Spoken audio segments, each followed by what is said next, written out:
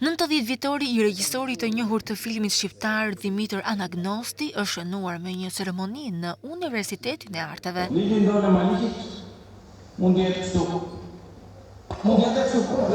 Një kolazh i filmave të tij, Çeli Sipari, derisa në skenë, aktorë që kanë punuar me të lexuan vargjet që ka shkruar. Fytyra e saj, ikon e dhimbjes, imazhin ngrirë, imazhin pirë. Hana Padar, i thuar yje shumë, deti tundvala mbi varë. Regjisorja Driada Dervishi, që është marrë me kurimin e mbrëmjes, tha se synimi ka qenë nxjerrja në pa e veçorive të tij.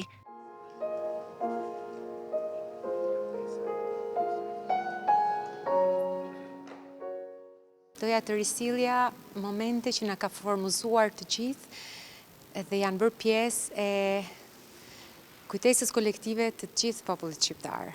E Bia u ngjit për herë të parë në skenë për të nderuar teatrin. Pres një sy, e pres një faqe, loti dritë e drita faqe.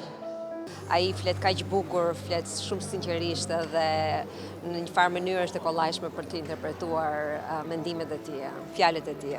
Në mesazhin e saj në ditëlindjen e tij të parë pa të, e shoqja Roza Anagnosti përsolli jo vetëm fjalë zemre, por edhe emocione dhe krenari. Dimitër,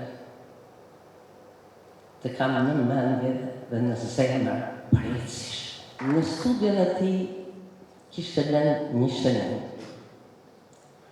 Unë po iki. Ju lutem mi ta vadisni filisat.